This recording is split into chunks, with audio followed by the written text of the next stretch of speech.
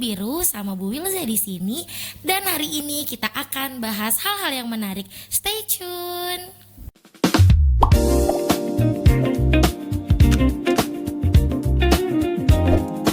Halo teman-teman, selamat datang lagi di podcast Putih Biru. Bu Wilza udah kedatangan tamu yang super menarik, yaitu Kepala UPTD SMPN 2 Pesawaran, yaitu Ibu Ria Afrida SPDMM. Jadi kita bakal ngobrol-ngobrol sama beliau. Halo Bu Ria, selamat pagi. Selamat pagi Bu Wilza. Oke, cantik banget nih hari ini. Oh iya, Insya Allah. hari ini kita pakai batik, ada gambarnya pahlawan kita yang berasal dari Lampung, yaitu Raden Inten II. Oh, nah pas banget. Jadi Bu, tujuan Wilza ngundang Bu Ria ke sini karena podcast kita hari ini mau bahas tentang pahlawan. Oke, jadi sebenarnya siapa sih Bu pahlawan Raden Intan ini? Jadi Raden Intan II ini bergelar Kesumaratu. Kesumaratu. Beliau lahir di Desa Kuripan, Lampung Selatan sekitar tahun 1834. Orang tuanya bernama Raden Imba II, atau kita sering kenal dengan nama Raden Intan Kesuma. Oke. Yang dibuang ke Pulau Timor oleh Belanda. Ibunya bernama Ratu Mas. Oke, jadi Raden Intan ini merupakan anak dari Raden Intan Kesuma, atau kita kenal Raden Imba II.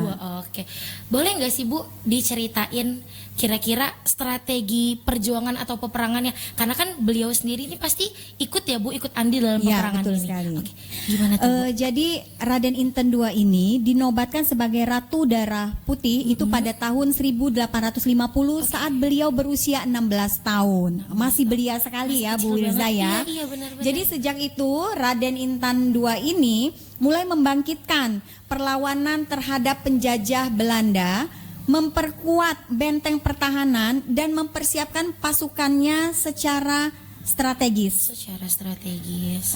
Kenapa? Karena mereka paham jumlah pasukan kita dengan jumlah pasukan Belanda itu berbeda jauh. Oke. Jadi mereka menggunakan taktik perang gerilya. Oke, Ya, gerilya. pernah dengar ya Bu Wilza ya? Apa itu sih perang gerilya?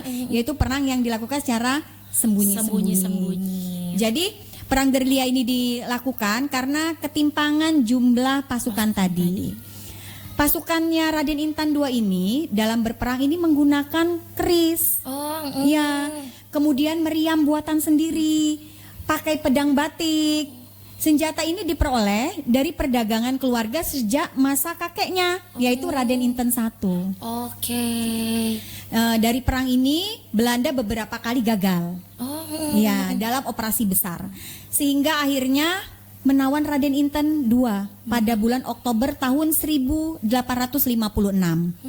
melalui pengkhianatan dari seorang yang ada di dalam lingkarannya sendiri. Kalau kata pepatah sekarang mungkin musuh dalam selimut ya. Aduh. Ada lagunya seperti itu Bu Wilza ya. Ya, jadi wafatnya Raden Inten II ini juga tragis. Jadi itu pada tanggal 5 Oktober tahun 1856 beliau ini sedang menyantap makanannya atau hidangannya yang diberikan. Ketika lagi menyantap makanan yang lagi diberikan kepada beliau, Raden Inten II ini diserang bersama pasukannya. Jadi lagi enak-enak makan langsung diserang. Jadi beliau ini gugur dalam pertempuran yang tidak seimbang di usia 22 tahun. 22 tahun terbilang Masih sangat belia sekali. Ya, Bu. Jadi ketika beliau wafat, akhirnya tubuh beliau ini dimakamkan di desa Gedung Harta. Gedung Harta daerah Lampung Selatan. Ya, Oke. itu sekitar 18 km dari Kalianda. Oh, jadi lahir di sana, wafat di sana dan dimakamkan di sana juga. Seperti itu. Sampai sekarang kita masih bisa melihat peninggalan beliau. Itu ada bentengnya di sana ya Bu Wilza.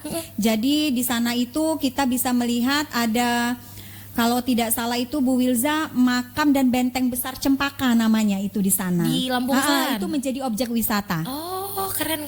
Jadi itu objek wisata bersejarah yang dilengkapi dengan barang-barang peninggalan pada saat Raden Inten II melakukan perlawanan terhadap Belanda. Jadi ini museum mini. Jadi seperti ada selongsong peluru isinya di dalam situ. Jadi selongsong pelurunya VOC, kemudian kita bisa melihat gagang keris di sana.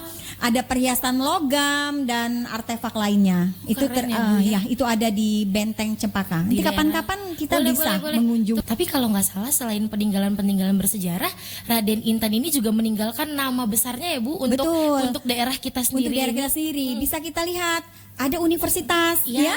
Bu Wilza lulusan dari universitas Iya, Universitas Islam Negeri Raden Intan Lampung. Kemudian ada juga kebanggaan kita, airport kita, bandara Bandara kita Raden bernama Intan. Raden Intan. Ada nama jalan-jalan Bu Wilza, Raden Intan. Bahkan batik yang saya pakai ini warisan budaya ini. Keren, Batik guys. warisan budaya bergambar pahlawan Raden, Intan. Terakhir deh Bu, kira-kira dari semua yang udah Ibu ceritakan tadi, apa sih Bu kira-kira suri tauladan yang bisa kita petik dari Raden Intan ini? Usia 16 tahun tuh bukan usia yang sudah matang untuk melakukan segala sesuatu, tetapi beliau di usia segitu sudah angkat Berani, senjata, berani. Ini luar biasa keberaniannya. Kemudian konsistennya beliau dalam membela tanah air. Ini patut kita tauladani. Oke Bu, makasih banyak ya udah datang. Aduh, sampai merinding dengar cerita Raden Intan ini. Ya, sama-sama. Terima kasih sudah diundang untuk menceritakan bahwa Lampung juga punya loh pahlawan nasional yang luar biasa. Jadi jangan lupa dengerin podcast ini dan dengerin hal apa aja yang bisa diteladani. Sampai ketemu lagi. Assalamualaikum. Dadah. Dadah.